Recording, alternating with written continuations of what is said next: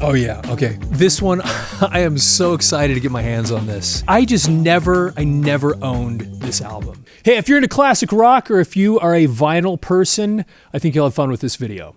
So last weekend, I went out to Denver, Colorado to go to my grandson's lacrosse game.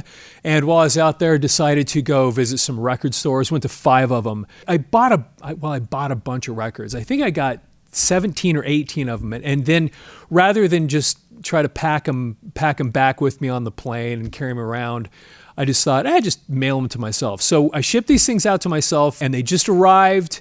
And so I'm going to open them up and kind of show you what we got here. I buy a lot of records these days because it's things that we're planning on making videos for as this channel continues to grow. I find all these things that maybe I didn't have. I didn't buy it when I was younger, or maybe I had a cassette or a CD of it and just never got the vinyl. And so I'm on this mission now to go buy all these things that, on vinyl so that we can talk about them here.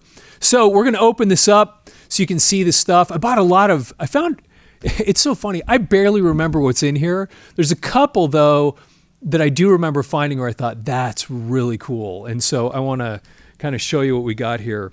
So I'm going to try to do this without, all I put around this is just kind of a bag, like a brown paper sack, and then just covered it with tape, and it made it. Looks like it was in good shape by the time it arrived. So, okay, I can already see what the first one is, and I forgot I got this one too. All right, I'm going to set this aside, and then we'll start pulling these things out. Okay, here we go. Pulling the first one out. Oh yeah, I remember when I found this. Okay, so I found this one at you can see it right there, Recollect Records. $20 for this. So this is a lesser known thing these days. And I didn't know a lot about them until I heard a song that Iron Maiden covered. And I'll show you this here in just a second. But these guys, I think this was their only album. And it was this British band, and they had they were really, really cool. And a lot of people liked them back then, at least back in Britain. They became something of a legendary group. But you will, if you're an Iron Maiden fan, you will be familiar with, I don't remember looking very closely at this. There it is right there. If you've ever heard the song Rainbow's Gold that Iron Maiden covered, it was these guys. It was this band called Beckett. And so, Iron Maiden put that cover of the song Rainbow's Gold on the back of, I think it was a 12-inch single for 2 Minutes to Midnight. I'm pretty sure that was it. If you've never heard Iron Maiden doing Rainbow's Gold, and matter of fact, when I bought that back as a teenager, I bought that 12-inch single. It's the one that also has Mission from Airy, if you're not familiar with that. I'll have to get that out again sometime. I think I've done a video on it before, but it was a 12-inch single. It had 2 Minutes to Midnight, I'm pretty sure. And then on the flip side, it had a song called Rainbow's Gold. And it doesn't sound a lot like Iron Maiden, but I didn't notice at the time as a kid that it wasn't even their song.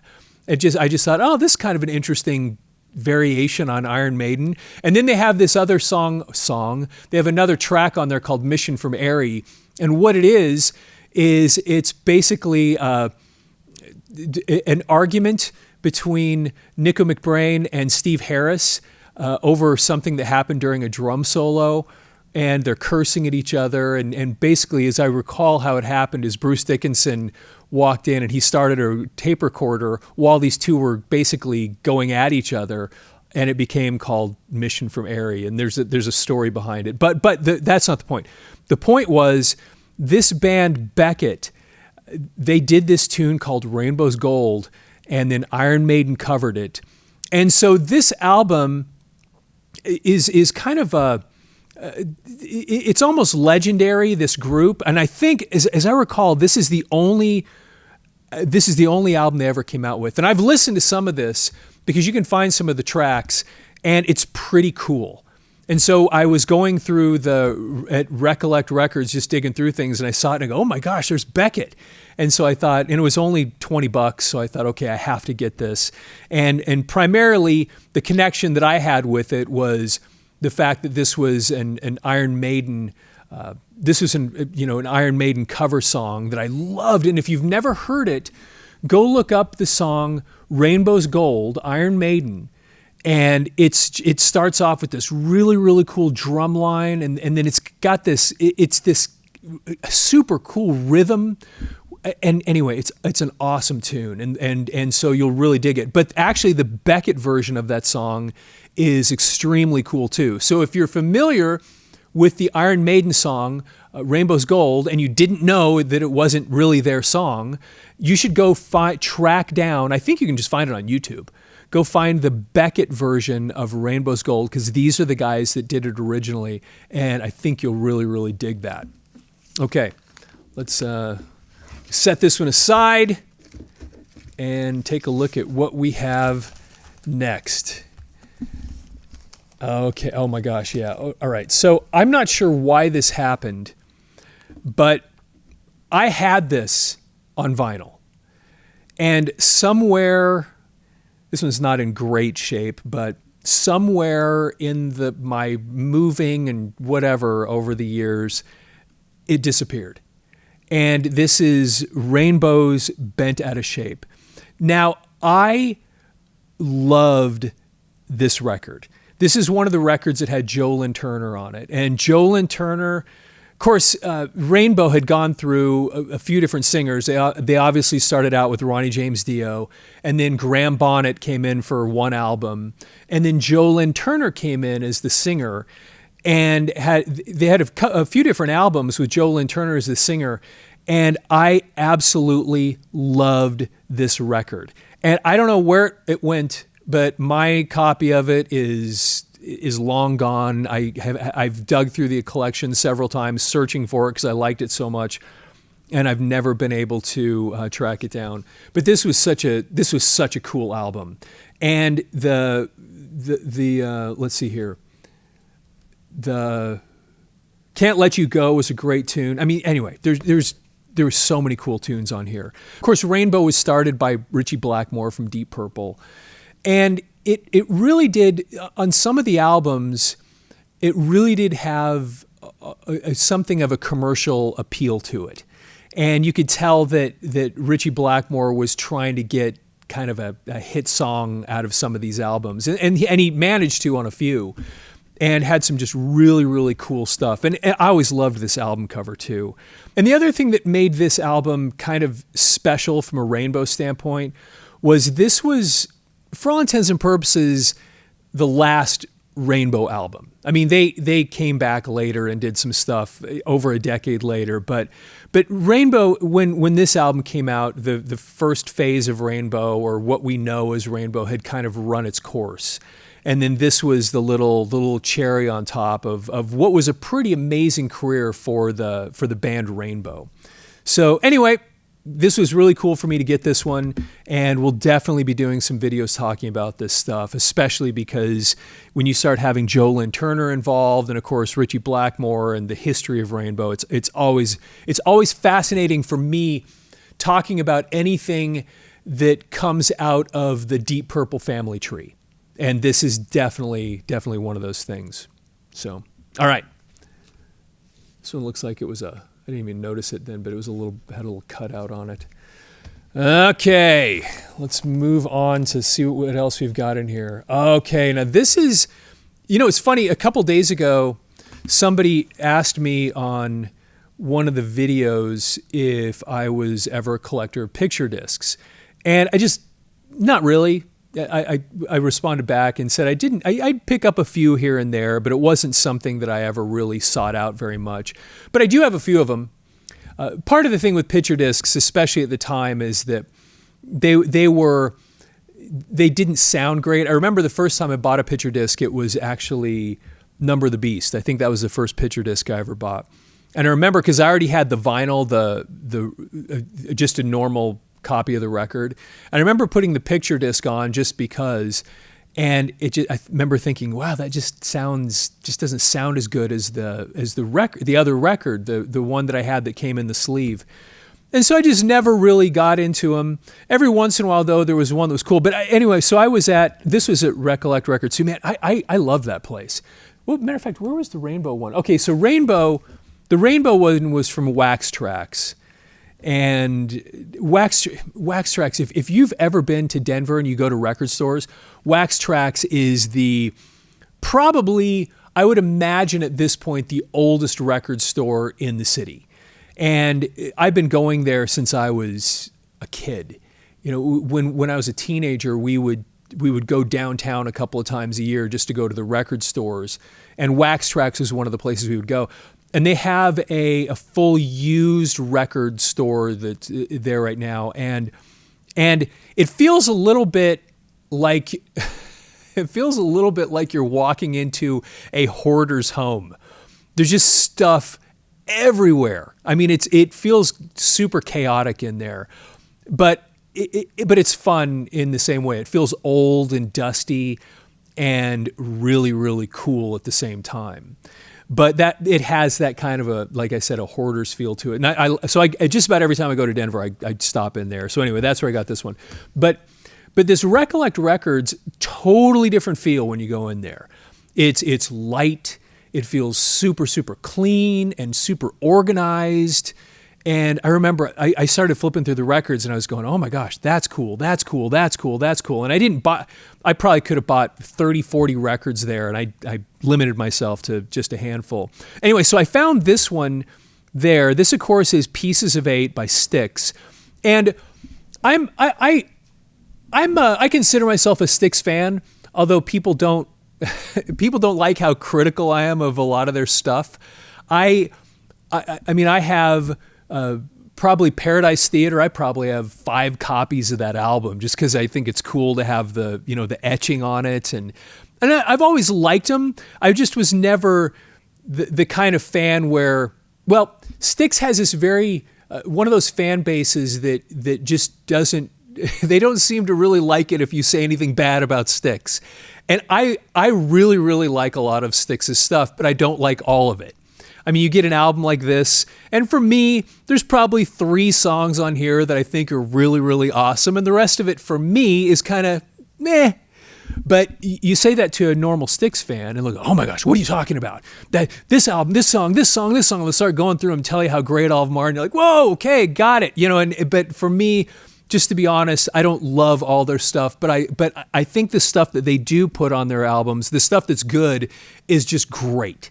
And so I've always kind of been a fan of Styx for that reason. Anyway, so I found this, and it's Pieces of 8. Matter of fact, I think we've done a video about Pieces of 8 on this channel, because I think I have a few copies of this album too.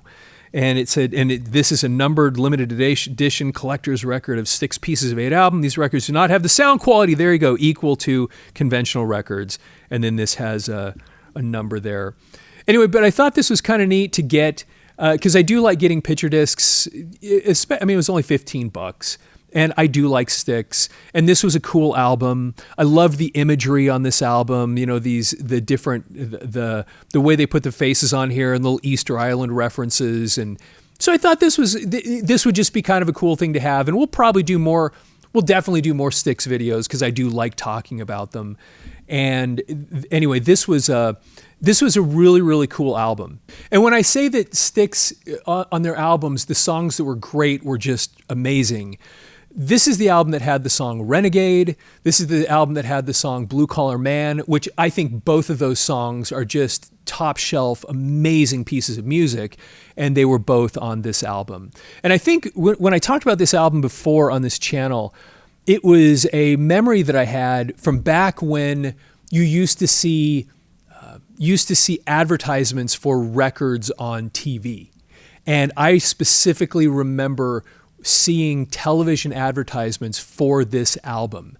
And so this goes way back, back when they would do such things, prime time, you'd see advertisements for new records that came out. But Styx at that point had become a big enough band by the time this came out that they were meriting that kind of advertising on primetime television. You'd see advertisements for this album. And anyway, they had a lot of great stuff. I really dug Styx. So anyway, this was kind of a fun little thing, and I'm sure we'll talk about this some more in the near future. Okay, let's see what else we have in here. Okay, this one I'd never owned, and I got this one at Wax Tracks too. This is Shake It Up by the Cars. Now, I have a soft spot in my heart for this album for one very kind of unusual reason. We didn't have MTV when I was a kid.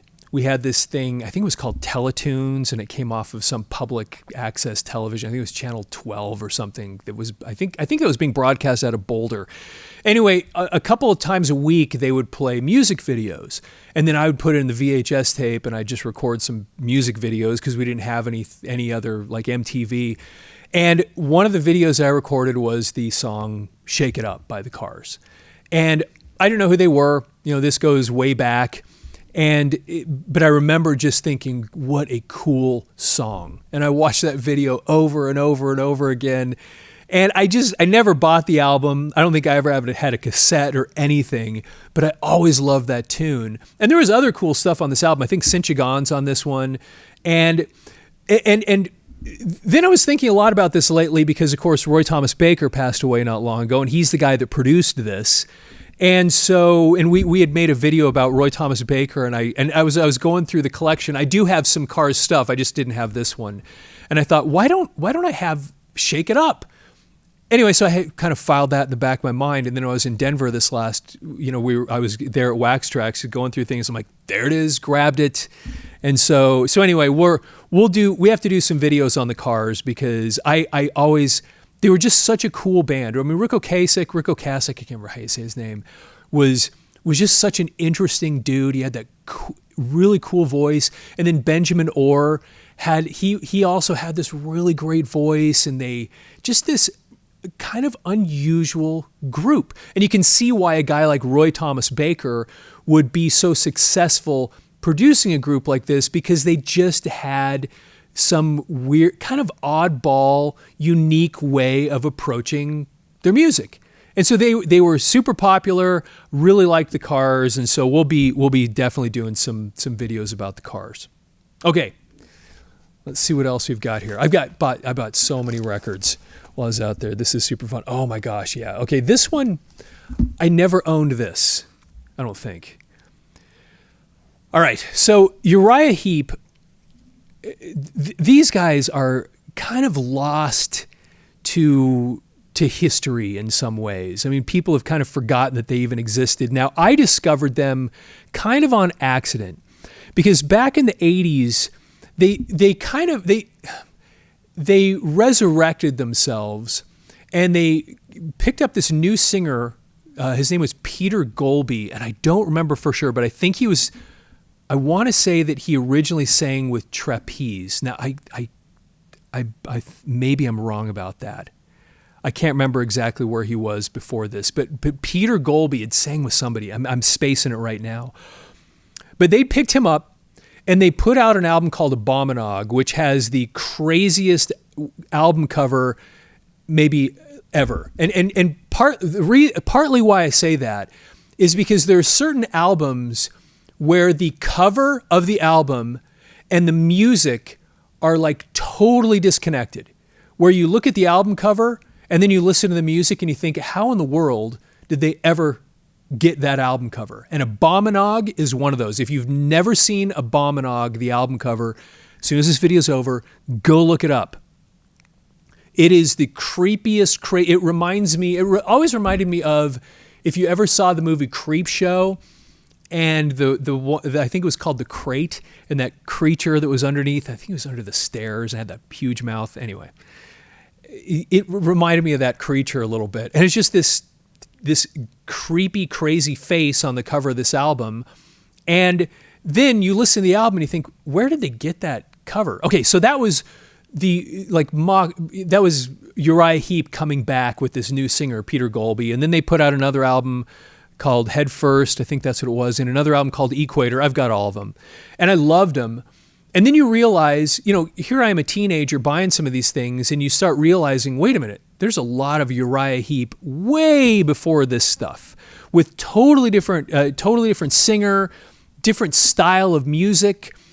And so Demons and Wizards by Uriah Heep is one of their kind of classic Uriah Heep albums. And they were just this, they were kind of popular around the same time that Deep Purple was back in the early 70s. And they actually had a similar sound to Deep Purple in the sense that they really utilized the grindy, crunchy organ. Kind of like Deep Purple had John Lord, just that raunchy organ. This stuff had, if you like that raunchy organ sound, this stuff, this is that same kind of stuff. And it's just brutal, awesome music. And so anyway, so once I discovered them, and it wasn't until many years later that I actually started really paying attention to the older stuff.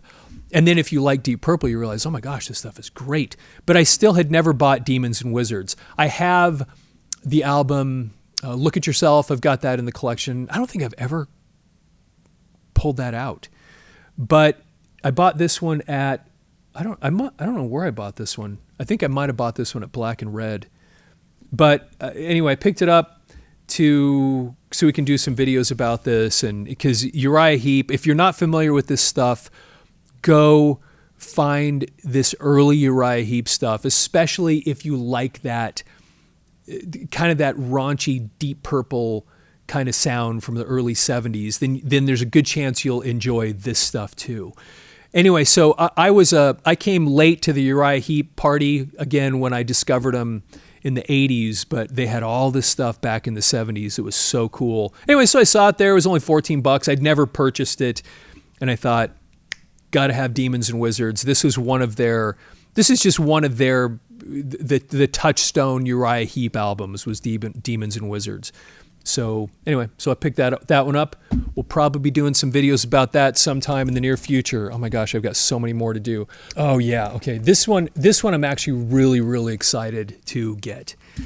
So Black Sabbath, Paranoid. Now, I saw this. This must have been at that Black and Red store, and I don't really like buying reissues, the new versions of albums. I try to find when I can the older things were printed back in the day, and it's so funny now. You look at this. I mean, I spent this last weekend. I spent $45 on this thing. Every time I do this, I think to myself, man, if I had just spent $7.99 back in the 80s when I was first discovering this stuff, I wouldn't be spending $45 today on this. Anyway, so I saw this one there, and this one was this isn't an original pressing, of course. This comes back from the early 70s, but this was a 1970s press of this album. And so I saw it there, and I thought, man, I need to get my hands on this thing. I may as well just buy it while I'm seeing it here. And this one was cool because it has the gatefold, which is one of the coolest pictures of the band. We're going to be doing some videos about this album because I loved this record so much. But it's funny because for a lot of us, and I know I'm not the only one, there's a lot of people on this channel that had the same experience, that went through the same thing. When we were in the early 80s, when we were kind of discovering hard rock, heavy metal, and learning about this stuff, of course, we hear the song Mob Rules from the movie Heavy Metal. And the first time you hear that tune, you are just taken to another place. It's so great. The guitar riff is amazing. And then you hear Ronnie James Dio's voice for the first time, and you just think that has got to be one of the greatest recordings, hard rock, heavy metal, whatever, ever. And as a young teenager, you're just blown away with how great that song is. And so, then I think the first time I heard it, somebody put it on a mixtape or something, and then somebody says, well, yeah, that's Black Sabbath. You go, okay, Black Sabbath. I love Black Sabbath now. And then you go buy the album Mob Rules, and you realize, oh, there's one before this, and it's Heaven and Hell, and you buy that one, and then you have Heaven and Hell, Mob Rules, Live Evil, and at the same time, about Ozzy, because Ozzy has Crazy Train, Blizzard of Oz, Diary of a Madman. And then at some point, you start making the connection. Wait a minute. Black Sabbath, it was originally back in the 70s with Ozzy. Isn't Ozzy that? Yeah. Anyway, and you figure these things out, and then you start going back and listening to this stuff. Well, somebody had made me then at that point a copy, I think a cassette of this album, Paranoid. And I remember just hearing this thing and just absolutely being blown away with how just amazing this was. I mean, the first time you hear War Pigs, you have a similar experience you have with hearing Mob Rules, because it's just so cool. I mean, the generals gathered in their masthead. I mean, it's just so awesome. And then you listen to the rest of this album, and there's so much cool stuff. But then you look at the album cover, and this is one of the kind of those interesting stories about the early days. I love talking about Black Sabbath. I find this stuff so fascinating. But you see this album for the first time. You see that it's called Paranoid. You see this whatever picture on here, which makes no sense to you. You think, what? You know, and then you've learned later that the album was not supposed to be called Paranoid. It was supposed to be called War Pigs, which was that song on here that just is so great. But as they were finishing recording the album, they were short and they needed another song. And so Tony Iommi, kind of on a break, comes up with this cool little riff. And inside of a couple hours, they have this brand new song recorded called Paranoid. And I think they must have realized that they had not a hit, but a really, really important song on their hands, because then they changed the name of the album from War Pigs to Paranoid. And then that kind of became kind of a quintessential Black Sabbath song.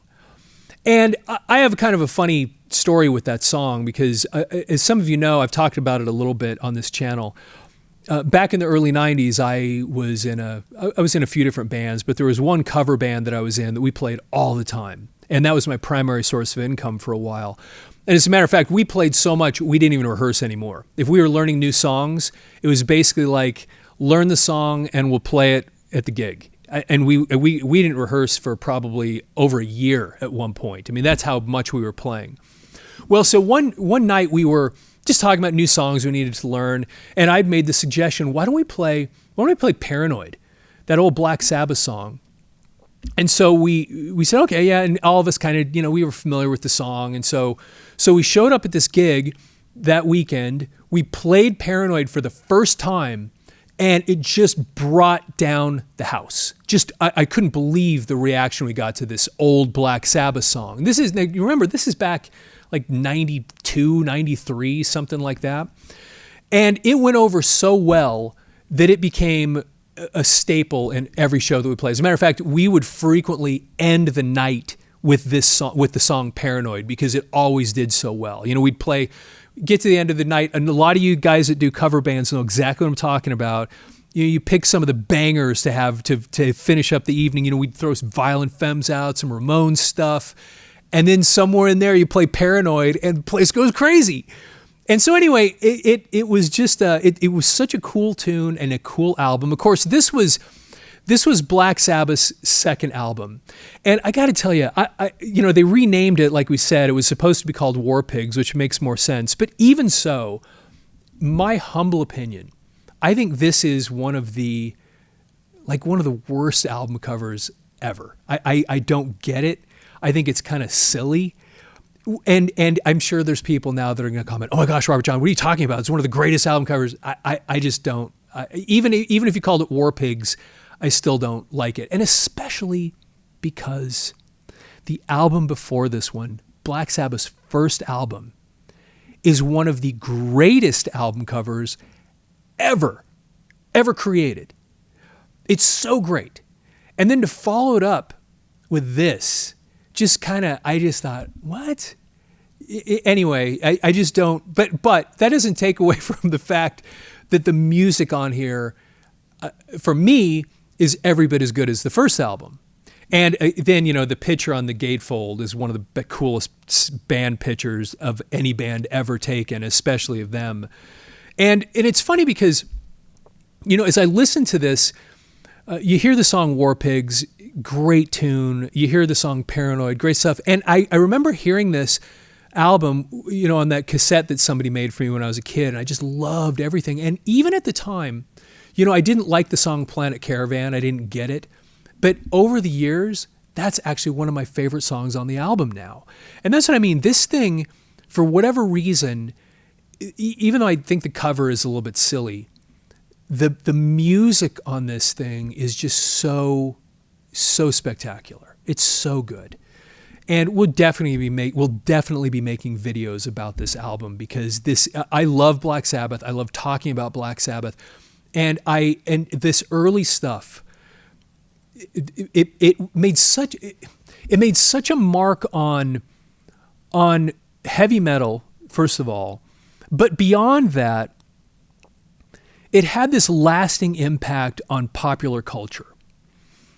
Black Sabbath was one of those bands that just had, for whatever reason, they had this impact. The music did, and then beyond that, just Ozzy as a character growing out of that situation. Now, I mean, I've said this on this channel before. One of the most fascinating things about this band and this era is, with all the groups that we talk about on this channel, because we talk about so many different things.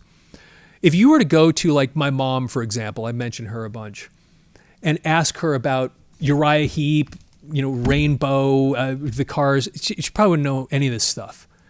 But if I said Ozzy Osbourne, she'd know who he was. I mean, what? It's just incredible that what came out of this. That even today, here we are, all these decades and decades later, and the people, the names are just reverberating around. It's just amazing to think about that, this lasting impact that came from this era, from this band, the outsized impact that they had just on not just music, but popular culture. Because think of all the bands, the rock bands, the heavy metal bands that were all influenced by this stuff, especially Black Sabbath. They had this outsized influence on so many different people. So anyway, I love talking about them. It was really cool. It was exciting for me to get my hands on one of these, at least early pressings of this album. And so we'll definitely be talking about this. Man, I'm spending way too much time talking about these records. We might have to break this video up into a couple. Okay, let's do one more. Okay. This one is a little bit obscure, but there will definitely be a group of people that know about this. So as I've talked about before, I'm from Denver, Colorado, and Tommy Bolin is something of a legend in Denver. He wasn't from there, but he kind of became a Boulder guy, and so a lot of people, think of him as a person from Colorado, specifically from Boulder, and I never owned this album. I have Private Eyes. I never owned this one. He had a couple of solo albums. And this album it's pretty amazing, and I don't know why I never picked it up. But Tommy Bolin is such an interesting character, though, because he started playing with. He's got this really interesting history, but he went off and he was from Colorado. He ended up going and playing with the James Gang. Was on a couple albums with the James Gang, and then where he really became, where he really got notoriety, probably more than anything else, was when Ritchie Blackmore left Deep Purple, and then was replaced in Deep Purple by Tommy Bolin, and he was just this brutally amazing guitar player. But when he was in Deep Purple, of course, the whole sound of Deep Purple really adjusted. I mean, by the time Tommy Bolin had joined Deep Purple, they were barely Deep Purple at that point. I mean, you still had John Lord and Ian Pace in the band, but I mean, of course, David Coverdale was singing at that point. Glenn Hughes was playing the bass, and then Tommy Bolin comes in as the guitar player, and they put out one album as Deep Purple with that lineup. And it was called Come Taste the Band. And I know a lot of people kind of throw that away as far as when they think of Deep Purple, because the classic Deep Purple that we all knew was kind of gone at that point, and this whole new entity, whatever it was, existed. But I got to tell you something. Come Taste the Band is amazing. And Tommy Bolin is just incredible on that album. And matter of fact, there's one of the tunes, I can't remember which one it was. If I was looking at the album, I'd be able to tell you. But there's actually one song where Tommy Bolin actually sings lead for like 3 lines in the song. And because Glenn Hughes sings some lead on there, of course, David Coverdale sings lead on there, and then get that little bit of Tommy Bolin. And his voice, Tommy Bolin's voice is, you just know it. It's a super unique voice. Well, so then Deep Purple kind of dissolved at that point after that was over, and David Coverdale goes full on into Whitesnake at that point. And then Tommy Bolin goes off and he does what ends up being kind of a mini solo career, where he puts out this album Teaser, he puts out the album Private Eyes, and then he passed away. So he died, what would that have been? Almost 50 years ago now. But he has become, in certain circles, something of a legend. Now, there's a lot of people that don't even know who he is anymore. We've kind of forgotten that this guy even existed. But this is for a lot of people, this was kind of the touchstone Tommy Bolin thing, was this album. And for whatever reason, I just never owned it. And so I always liked Tommy Bolin. Like I said, I have Private Eyes, which I actually kind of dig. But he had kind of a unique sound, and he was just this incredible guitar player. He had this really interesting singing voice, and he was just an interesting guy. And especially when you're from Colorado, you hear about him a little bit more maybe there, especially when you're growing up like I was in the 80s, and you hear, all the legends that were around at the time, and everybody kind of knew who Tommy Bolin was because of that. I didn't know much about him back then until I got into later high school, and you start learning a little bit more about who this guy was. And it wasn't until much even later after that before I discovered Come Taste the Band and realized how just great that album is. And if you've never listened to it, it doesn't really sound like traditional Deep Purple. It has the John Lord organ, and Ian Pace has his he's got kind of a unique drum style, but the rest of the music doesn't really have that. It has this just powerful 70s rock and roll sound to it. It's so good. Anyway, Tommy Bolin was at the core of that album.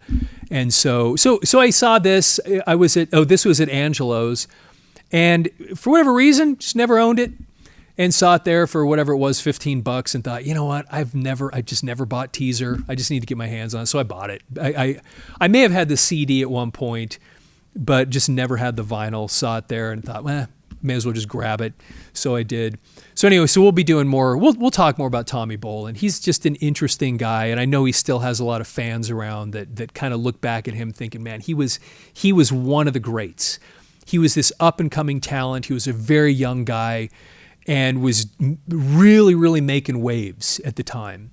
And for people in Colorado, he was kind of a hometown hero, knowing that he's out playing with Deep Purple, which was kind of a big deal. And then he passed away. And anyway, kind of a sad story that way, but a really, really important guy in the history of rock music. And so anyway, this was cool to get.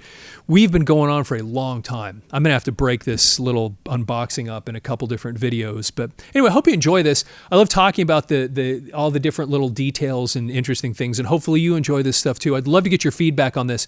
Other things, because as we prepare to make videos about some of these albums, love to get your feedback. I mean, just put it down in the notes, what you remember about these albums, of all the things we talked about here. Did any of these stand out to you when you were younger? Did you own them? What were your favorite songs? Of course, Tommy Bolin, that's an important one to talk about. But Black Sabbath, did you have a similar experience to me with Black Sabbath, discovering this album, and the song Planet Caravan? Am I the only one out there that thinks that's just an awesome tune? I love that song. Do you remember Uriah Heep?